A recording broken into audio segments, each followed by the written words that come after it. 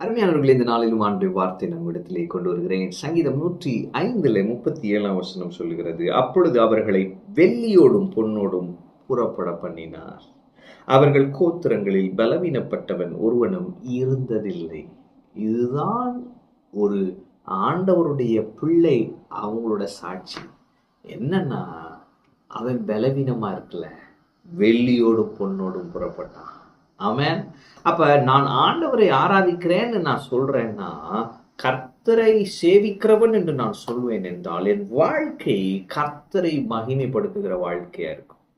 அதுல 2 முக்கியமான ஏரியா என்னன்னா, நான் ஆரோக்கியமா இருப்பேன், நான் செழிப்பா இருப்பேன்.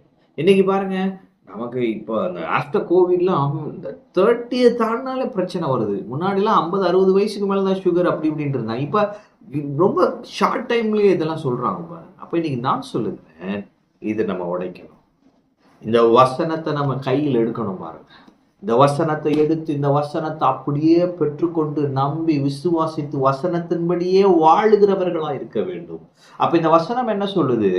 நீ பலவீனப்பட அவசியம் இல்லை, நீ தரித்திரத்தில் இருக்க அவசியம் இல்லை என்று வசனம் நமக்கு போதிக்கிறது. அருமையானவர்களே, அப்ப நான் சொல்லுகிறேன், நாம் ஆரோக்கியமா இருப்போம், நாம செழிப்பா இருப்போம்.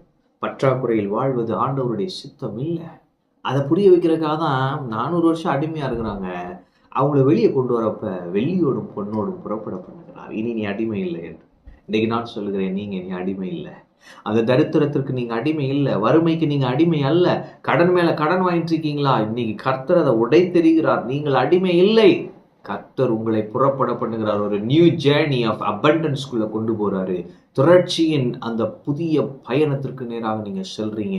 குறைவுகள் இனி இல்லை. இயேசுவின் நாமத்திலே கர்த்தர் உங்களை செழுமையிலே நடத்துவார். அதே நேரத்தில் நான் சொல்லுகிறேன், உங்கள் சரீரம் பலவீனப்படுவதில்லை. உங்கள் சரீரம் கொழுமையும் புஷ்டியுமாக இருக்கும். உங்கள் சரீரத்தின் பாகங்கள் எல்லாம் சீராய் செயல்படும் இயேசுவின் நாமத்தினாலே. இரத்த ஓட்டங்கள் சீராய் செயல்படும் இயேசுவின் நாமத்தினாலே. உங்க கிட்னி நல்லா ஃபங்க்ஷன் ஆகும் இயேசுவின் நாமத்தினாலே. உங்களுக்கு சுகர் இருக்கவே இருக்காது இயேசுவின் நாமத்தினாலே. கர்த்தர் அற்புதங்களை செய்கிறார். சில காரியங்களை அவர் ரிவர்ஸ் பண்ணுகிறார். ஆமென். கர்த்தரால் ஆகாத காரியம் ஒன்றும் இல்லை. உங்க வாழ்க்கையே கர்த்தர் யார் என்பதற்கு சாட்சியா இருக்கும். நீங்கள் பலவீனப்படுவதில்லை, நீங்கள் பொருளாதாரத்தில் குறைவுபடுவது இல்லை. கர்த்தர் உங்களை நிறைவில் நடத்துவார். ஆரோக்கியமாயிருப்பீர்கள். ஆமென். கர்த்தர் உங்களோடு இருக்கிறார். கர்த்தர் உங்களை ஆசீர்வதிப்பார்.